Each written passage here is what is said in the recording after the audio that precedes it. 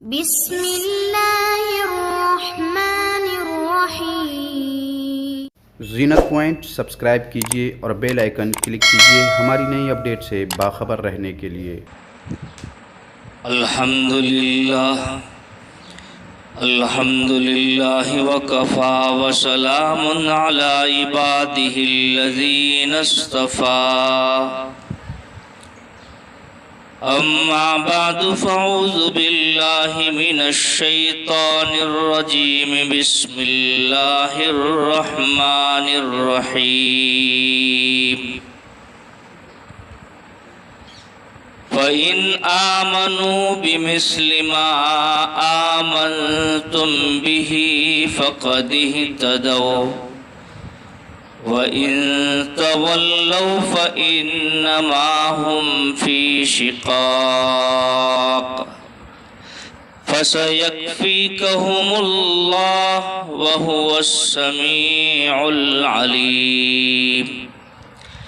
صدق اللہ مولانا العظیم وصدق رسولہ النبی الکریم، ونحن على ذلك لمن الشاہدین والشاکرین والحمد للہ رب العالمین۔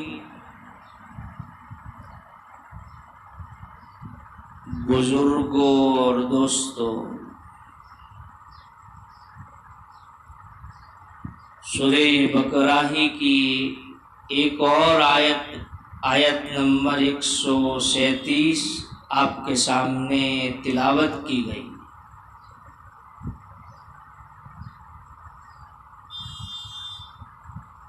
سب سے پہلے تو ہم اللہ کا شکر ادا کر رہے ہیں کہ اللہ تبارک و تعالیٰ نے اپنے فضل سے اور اس کی توفیق سے پہلے رمضان سے جو ایک ادنا کوشش شروع کی تھی، اللہ تبارک و تعالیٰ نے رفتہ رفتہ اس کو پہلے عشرے تک پہنچایا۔ چنانچہ آج پہلے عشرے کا آخری دن ہے، غروب کے وقت یہ عشرہ جو رحمت کا عشرہ کہلایا جاتا ہے وہ پورا ہو جائے گا۔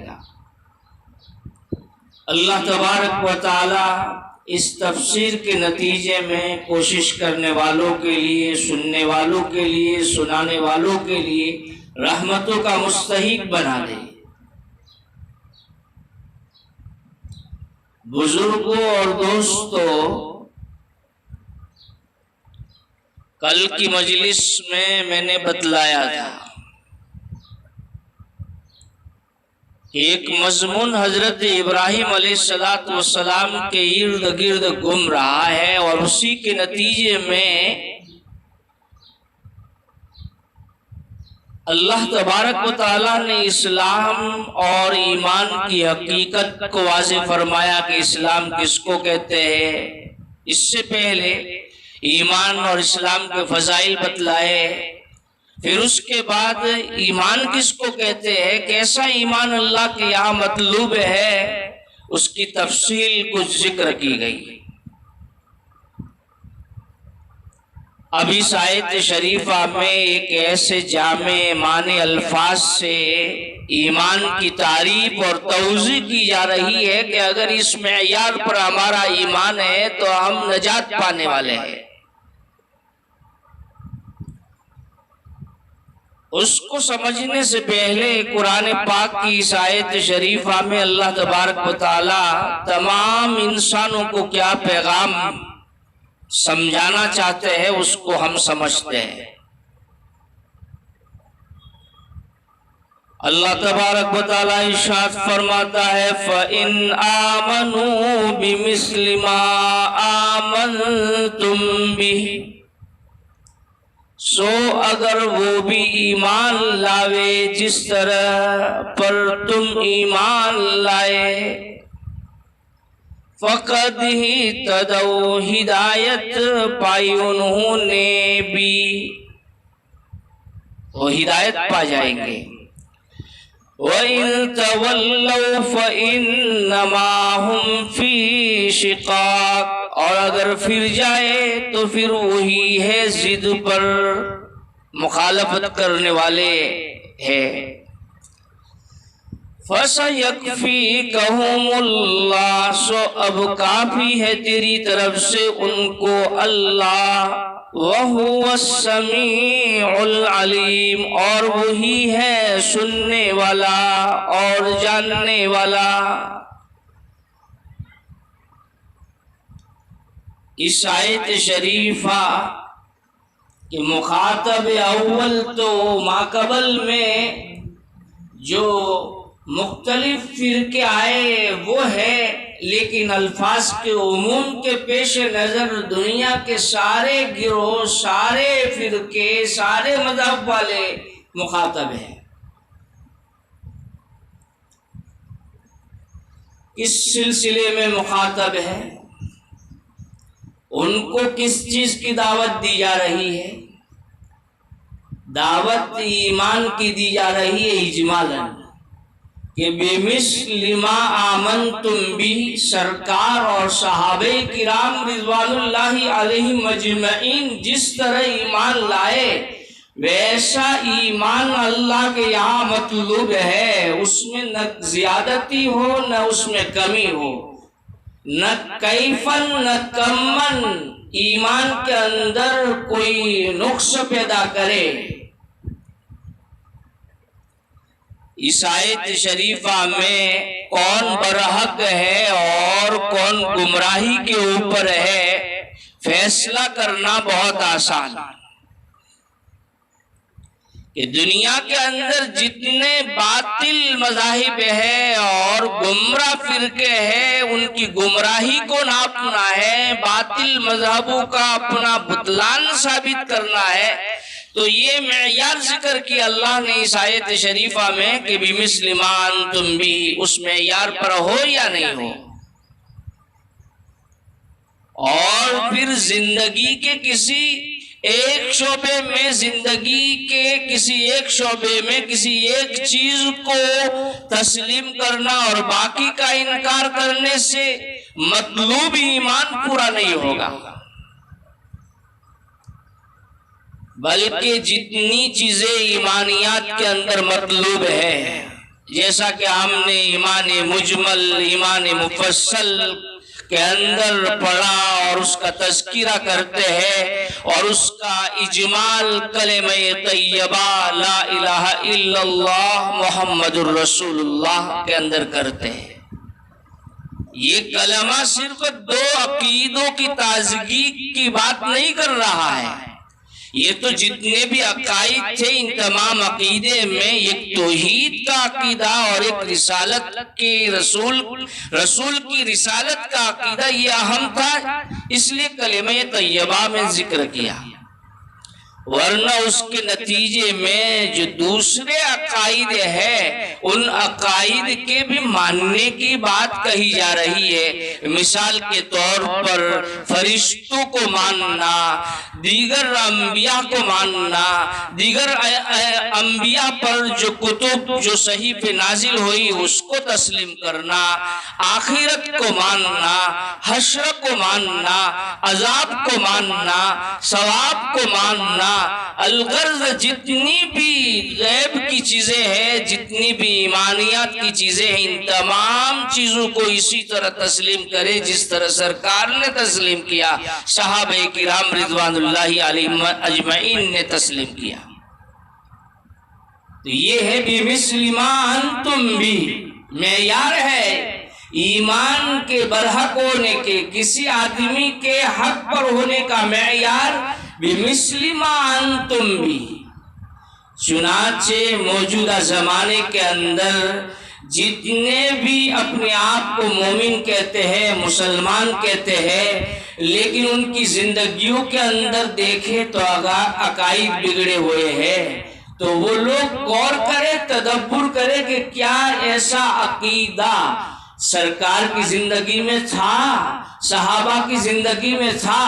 اگر نہیں تھا تو پھر ہم اپنے آپ کو اپنے منہ سے کامل مومن کہتے ہیں تو کہنا درست نہیں ہے۔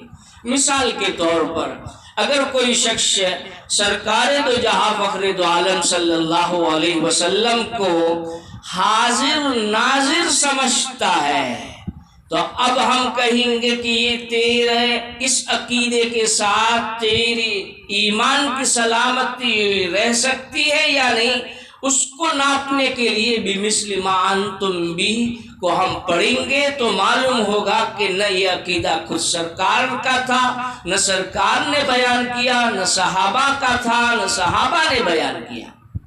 معلوم ہوا کہ یہ گمراہی ہے۔ لہذا موجودہ زمانے کے اندر جتنے بھی لوگ ہیں، جتنے بھی فرقے ہیں، جتنے بھی مذاہب ہیں، خاص طور پر جو اپنے آپ کو اپنی زبان سے اپنے آپ کو مسلمان کہتے ہیں لیکن ان کے عقائد بگڑے ہوئے ہیں، تو ان کو بمثل ما آمنتم بھی پر رک کر کے اپنے عقائد کو درست کرنے کی ضرورت ہے۔ جب عقائد درست کریں گے، جب عقائد درست ہو جائیں گے تو فقد اہتدوا، اللہ کی طرف سے ہدایت کا پروانہ ملے گا، اسی ہدایت کے نتیجے میں جنت کا فیصلہ ہوگا۔ اور اگر یہ موجود سرکار کے زمانے میں جو موجود تھے فرقے یہود نصارہ، ایمان کی وضاحت کے بعد، اسلام کی وضاحت کے بعد روگردانی کرے، اعراض کرے، نہیں مانتے ہیں تو وہ مخالفت کر رہے ہیں۔ اب یہ مخالفت جو ہو رہی ہے ان کی ضد کی وجہ سے، ہٹ درمی کی وجہ سے ہو رہی ہے۔ لہٰذا موجودہ زمانے کے اندر جو اپنے آپ کو مسلمان کہتے ہیں ان کے سامنے صحیح عقیدے آ جائے، حق واضح ہو جائے کہ یہ ایمان سرکار کا نہیں، صحابہ کا نہیں، یہ عقیدہ صحابہ کا نہیں تھا، یہ اللہ کے حبیب کا نہیں تھا، پھر بھی وہ نہیں مانتا ہے، اڑا ہوا ہے، تو پھر شقاق یہ مخالفت کر رہا ہے، مخالفت میں ہے۔ اور یہ مخالفت اس بنیاد پر نہیں ہے کہ اس کے پاس علم نہیں ہے، بلکہ اس بنیاد پر اب ہو رہی ہے مخالفت کہ وہ ضدی بنا ہوا ہے، وہ ہٹ درمی بنا ہوا ہے۔ آگے ان کی مخالفت کے نتیجے میں سرکار کو ان سے جو تکلیف پہنچنے کا اندیشہ تھا، اس اندیشہ کو ختم فرما دیا۔ اسی طرح اہل سنت والجماعت نے جب ایمان کے معیار کی دعوت پیش کر دی تو دشمنوں کی طرف سے، گمراہی پھیلانے والوں کی طرف سے جو خدشہ تھا، اس خدشے کے بارے میں بھی اللہ تعالیٰ نے گارنٹی لے لی کہ فَسَيَكْفِيكَهُمُ اللَّهُ وَهُوَ السَّمِيعُ الْعَلِيمُ، اللہ ان کے شرور سے، ان کے فتنوں سے آپ کی حفاظت کرے گا، اور آپ کے بعد آپ کے جیالوں کی، آپ سے محبت کرنے والوں کی حفاظت کرے گا۔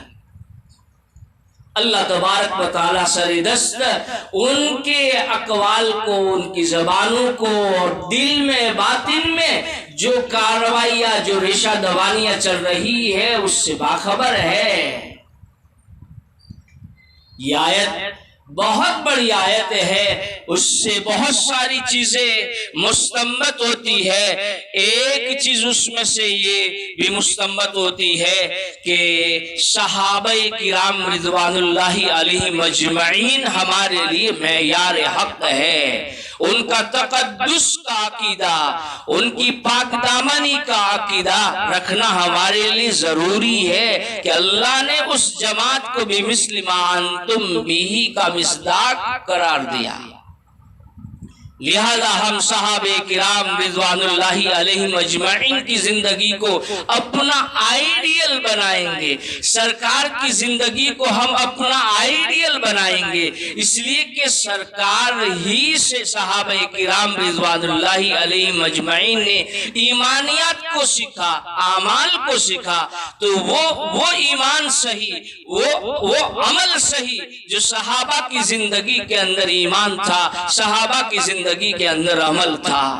اللہ تبارک و تعالی ہمیں 100% ہمارے مسلمانوں کے عقائد درست کرنے کی توفیق عطا فرمائے، اور جن گمراہیوں اور جن غلط ایمانیات میں ہم اپنے آپ کو اپنے سینے میں محفوظ کیے ہوئے ہیں اس سے جلد از جلد توبہ کرنے کی توفیق عطا فرمائے، تاکہ ہم مکمل دنیا کے اندر بھی اور آخرت کے اندر کامیاب ہو سکے۔